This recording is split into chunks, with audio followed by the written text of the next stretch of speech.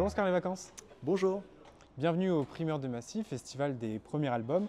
Tu viens donc de sortir ton premier album, Ceci n'est pas mon corps, en début d'année. De quoi parle-t-il? Alors il parle un peu d'adolescence, un peu d'apocalypse, il y a pas mal d'apocalypse intérieure, un peu des amis imaginaires, et voilà, enfance, adolescence. Pour commencer cette interview, pourquoi tu as choisi ce titre intriguant, Ceci n'est pas mon corps? Qu'est-ce que cela signifie pour toi? Alors ceci n'est pas mon corps, je l'ai choisi parce que c'était le mélange entre une citation de René Magritte et une citation de Jésus-Christ, hein, donc ceci n'est pas une pipe et ceci est mon corps. Je trouvais ça parfait pour l'album. Voilà. Cet album traite-t-il d'expériences personnelles, d'une réflexion sur le corps ou quelque chose de plus large?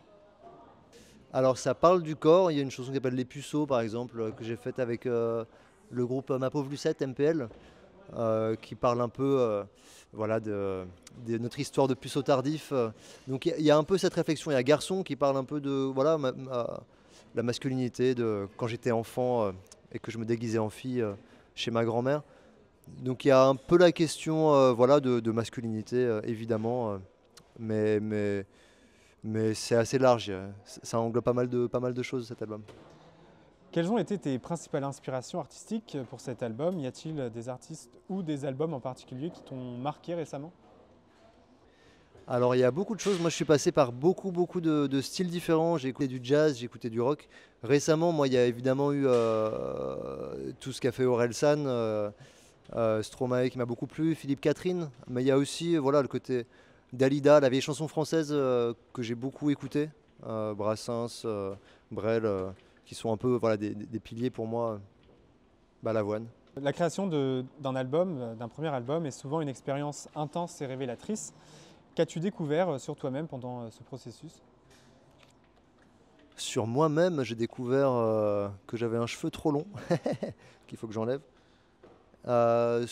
Sur moi-même, je pense que je me suis posé beaucoup de questions parce qu'en fait, quand il y a un album de 10 chansons, en fait, on en écrit 25 pour en choisir 10. Donc il y a des choses qu'on explore qui sont, moi, très souvent tournées autour de questionnements d'enfance. C'est un thème récurrent dans. Ça parle d'apocalypse. Pour moi, l'apocalypse, c'est aussi les apocalypses intérieures. Quand on est enfant, on vit plein de fins du monde. Et il y a quelque chose voilà, de réexplorer son enfance, de réexplorer des amitiés qu'on a pu avoir. Donc voilà, c'est un peu un voyage dans le passé et dans le futur. Quelle est ta chanson préférée de cet album? Alors c'est marrant, on m'a posé la même question très récemment là, pour un autre média. C'est une question qui est dure à répondre parce que en fait, pour moi, chaque chanson a un peu son histoire, le contexte dans lequel on écrit une chanson. Triste comme Dalida, je l'ai écrite parce qu'un ami n'était pas chez lui, j'avais apporté des croissants et il n'était pas là, donc j'ai passé 2 heures à écrire une chanson. Chaque morceau a un peu son histoire. Alors s'il y en a une qui est un peu voilà, plus forte pour moi, c'est Neige éternelle, je pense, qui est vraiment un ensemble de questions d'enfants sur le monde, de questions de société. Et c'est une chanson que j'ai écrite chez ma grand-mère. Voilà, après le repas, j'ai mis un son dans les oreilles. J'avais un son qui tournait et puis j'ai écrit pendant 2 heures cette chanson un peu en one shot. C'est un texte fleuve que j'aime bien.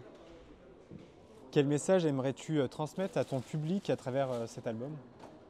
S'il y avait un message, c'est dur de résumer, mais aimons-nous les uns les autres, ne votons pas à l'extrême droite. Peux-tu nous parler du processus de création? Est-ce que chaque chanson suit une thématique ou un parcours émotionnel? Alors du coup, comme je disais, il y a le fil rouge de l'apocalypse, mais j'aime bien que chaque chanson raconte un peu une histoire qui puisse être décorrélée des autres. Donc il y a le thème de l'apocalypse, mais ça parle aussi beaucoup voilà, d'histoires personnelles qui me sont arrivées, moi, des amis, des histoires de rupture. Moi, dans le processus de création, je suis multi-instrumentiste, donc je compose les morceaux. À la base, je suis batteur et guitariste. Je joue aussi un peu de piano, un peu de basse, donc en fait, je compose tous les morceaux en instrument par instrument et j'écris le texte souvent avant que la musique soit terminée. Donc moi, je vois vraiment ça comme un jeu de ping-pong. Dès que j'en ai marre d'écrire un texte, je fais de la musique. Dès que j'en ai marre de faire de la musique, j'écris le texte. Et chaque morceau, voilà, c'est un peu un échange jusqu'à ce que j'arrive à une forme où je me dise, bah, ouais, là c'est pas mal. Et là, on part en studio et on rentre un peu dans le vif du sujet, on travaille le son. Et voilà. Tu as réalisé cet album tout seul ou est-ce que tu as fait appel à des personnes que tu connaissais qui étaient du milieu, par exemple des producteurs, des musiciens ou autres? Alors, j'ai composé et écrit les musiques moi-même, mais après je suis allé en studio avec un arrangeur qui s'appelle Thierry Le Tertre, qui est vraiment chouette, qui a apporté du gros son, voilà, qui a permis de pousser un peu toutes les maquettes que j'avais faites. On a fait ça ensemble en studio. Du coup, il y avait la cabine, moi j'allais faire des percussions un peu, on réenregistrait, c'était vraiment chouette. La scène musicale actuelle est pleine de diversité. Comment vois-tu ta place sur cette scène et comment aimerais-tu que ton album soit perçu? Je pense qu'il y a quand même une grosse scène de chansons françaises, ce qui était peut-être pas trop le cas. Moi, quand j'étais ado, c'était vraiment du rock anglophone que j'écoutais. Euh, j'ai quand même grandi avec Dionysos, avec des groupes français qui sont arrivés quand j'étais ado, mais aujourd'hui, c'est vrai qu'il y a une scène francophone qui est énorme. Et du coup, ma place, je sais pas comment je la vois, en tout cas, je l'espère. J'espère qu'elle va se déployer. Sur scène, il y a des danseuses, donc il y a vraiment un côté spectacle. En concert, il y a des grands masques en papier mâché. C'est entre le concert un peu, le show à l'américaine, la kermesse de fin d'année et la comédie musicale. Donc moi, il y a un truc un peu voilà, d'apocalypse que je voulais sur scène. Et du coup, voilà, c'est un peu hybride, mais j'aime bien. J'aime bien l'aspect scénique, j'aime bien que ça se développe aussi par la scène. Alors justement, tu as fait du studio et de la scène. Est-ce que tu as une préférence pour l'un ou pour l'autre ou est-ce que tu aimes les deux parce que c'est deux choses complètement différentes? Alors moi j'ai grandi avec une maman qui était clown, qui est toujours clown, mais en tout cas on allait beaucoup voir des spectacles de clown quand j'étais enfant et moi ça m'a beaucoup marqué parce qu'en fait j'ai presque plus de connexion avec l'univers burlesque du clown. En fait, j'ai grandi là-dedans que plus que de la musique. Et donc, je suis arrivé dans la musique avec ce bagage-là que j'avais envie de réintégrer en fait sur scène dans le projet.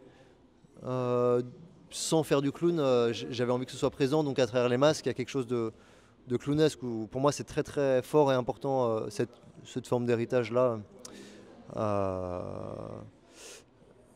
Donc la scène aussi, pour moi, c'est vraiment un vecteur où c'est le moment où on peut avoir des gens pendant 1 heure d'affilée. Sur les réseaux, tu peux pas avoir quelqu'un pendant 1 heure, c'est impossible. Sur scène, tu peux, et c'est là que tu peux aller vraiment chercher des choses profondément. Donc j'aime bien. Ouais. Alors dans tes clips et sur scène, on peut voir aussi un personnage, un masque.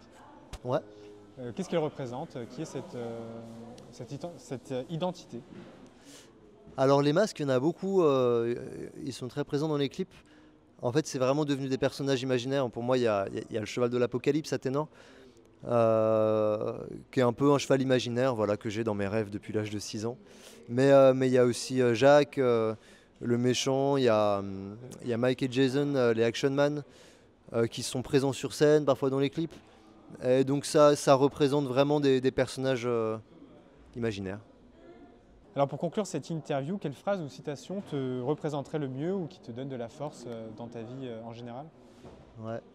Alors je penserais à évidemment une phrase de Philippe Catherine, laissez-moi manger ma banane, voilà, qui me donne beaucoup de force et d'énergie. Merci beaucoup. Merci.